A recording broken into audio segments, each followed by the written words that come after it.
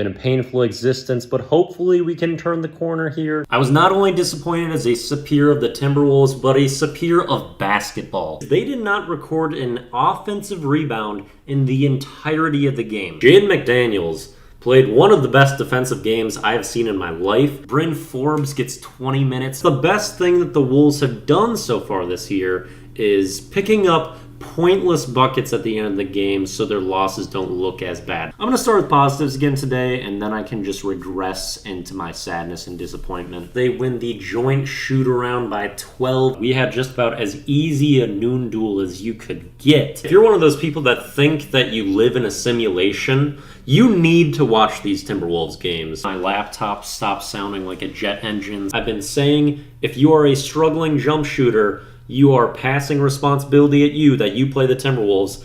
What happens tonight? Garland, who's been shooting 31% from 3 this year, makes 10 threes, drops 51 points. Speaking of phenoms, Jordan McLaughlin. In 11 possessions, the Wolves had 6 turnovers and 0 made shots. This is how I feel after a 4-game win streak. The season's gonna kill me. J-Mac does lead our team in plus-minus. Just gonna throw it out there. I mean, the dude shoots layups like it's a chest pass. Get used to that. Kristaps Porzingis point of view for this video. So the Wolves get out-rebounded by 30. The leading rebounder on our team, Kyle Anderson, with 6.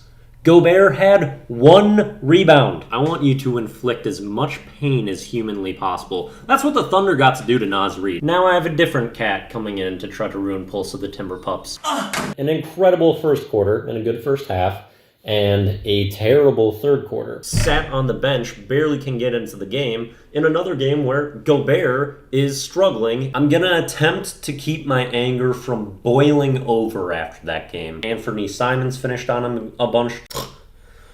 Somebody was Naz freed, baby. Because unless you watch outrageous amounts of Wolves garbage time of the last 2 years, you shouldn't know who this guy is. So I am now upgrading the D in Jaden to always be a capital, because this man brings the D every night. All strapped up in the Jalen Noel gear. I must have cursed the man. The Timberwolves have the largest three-point differential in the negative side, so the worst one in the NBA. Now that was start to finish terrible basketball. Frustrating loss. And it's not even with the Timberwolves this time. Matt Ryan and AJ Green are like focal parts of the game. That was a basketball game I just watched. I'd like to start tonight with a moment of silence. 6-game losing streak going into 2023. Jaden McDaniels, I felt, was the best player on the court tonight, and we only got him for 25 minutes. We got one back, baby! You ever drink Bailey's out of Modern Warfare 2? He tried to dunk everything. Don't show up the rest of the game as they just lost, ending their 4-game winning streak. Has more fouls than points yet again. D'Lo and Ant really being poor passers to Gobert. Raising your eyebrows at from peak Rudy Gobert of Utah. All right, let's end on that. Back under 500. Woo! Only players on the team that shot less than D'Lo tonight: Wendell Moore Jr., Nathan Knight, and Jalen Noel. He had a poor shooting night. He then picks up his 3rd foul like 20 seconds into his next stint. Only players with more technicals than him this year: Dylan Brooks and Draymond Green by 1. One more thing from editing, Kyle. I am so happy we beat the worst team in the NBA. We get to play him again, too, in like 2 nights. Let's go! Timberwolves lose by 5 on the road to the worst team in basketball. We're back to 500. This has happened so many times this season. Nate Knight should never get another DNP for this team when healthy. Reason being, his initial burst offensively whenever he initially touches that court is crazy. The game, though, is kind of a chapter of who's going off at the time. I was too gosh-a-doo-doo getting my own W on the basketball court. We were in the 5th seed coming in tonight. We're probably somewhere around there. And the Timberwolves would get 0 free throw attempts in the 4th quarter or overtime. Still go plus 16 over that stretch. Suck it, Ed Malloy. Mo Bamba turns into Muhammad Ali and starts fighting Austin Rivers. Well, he's not even in the game. He starts throwing punches. I'm here to support the non-peacemakers. Timberwolves get eviscerated by the Denver Nuggets in Denver. You can check that out. Let's talk about the game that was played against a team involved in that trade. Homie was getting froggy all over that court. Like, he's so skinny, he's kind of got these frog limbs, and then he just leaps like crazy. The renowned Wolves killer of Brandon Clark had himself a day as well. The one time Kyrie finally manages to shake Ant a little bit, Jaden is there to recover and finally forces a turnover. Kyle Anderson was really good and made some clutch plays in the fourth. Charlotte Hornets, who have a bottom 5 record in the NBA this year, but that's almost a bad thing against this Timberwolves team, as they are 5-8 against those teams. Naz Reid? Naz Freed. As I've said, he's really young Kawhi at this point, and he had outplayed Kawhi just about that entire game. We just refused to double team Anthony Davis. Kyle Anderson grabs him, little smooch. He just kind of made everything. 5th in the NBA in stocks, steals, and blocks combined, and I think he's number 1 for guards. Both the Timberwolves and the Hawks come in with a record of 34-34, meaning they mutually met up for their 69th game of the season. The Timberwolves would come out on top. That's a 5-game losing streak at home. Turns his ankle and would leave that game not return. Timberwolves have not won a road game in Toronto since this man's MVP season. 35 points at 20 in the first half. Just couldn't miss. Cat back. Kyle Anderson at point.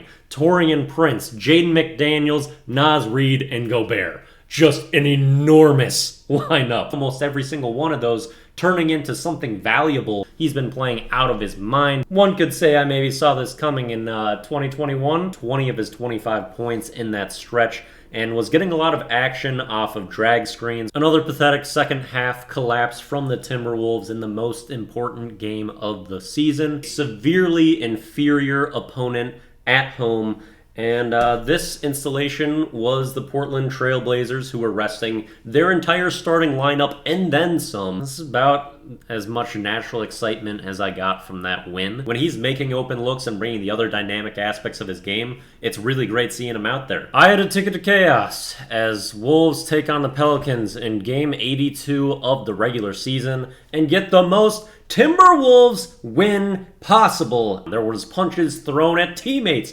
punches thrown at the wall, and nonsensical happenings through it all. Wing ISO for Karl Anthony Towns. The worst fucking play that the Timberwolves ever run, and Chris Finch decides it's how we close out big games. You know what the result is? Timberwolves having the most blown 10-plus leads in the NBA this season, us having those embarrassing playoff losses to the Grizzlies. Timberwolves with a complete game. He's been our best player in the last 5 or 6 games we've been playing. He's in an incredible stretch. The suffering just couldn't stop. In Game 82, the 2 play-ins and this game has had some insanely bad stretches that are basically the opposite of everything good about Jordan McLaughlin. It's a lot easier for them. Everything's difficult for the Wolves. But Anthony Edwards was spectacular for 4 full quarters. He would have 41 points in this game. The huge difference in the game was bench production. And Anthony Edwards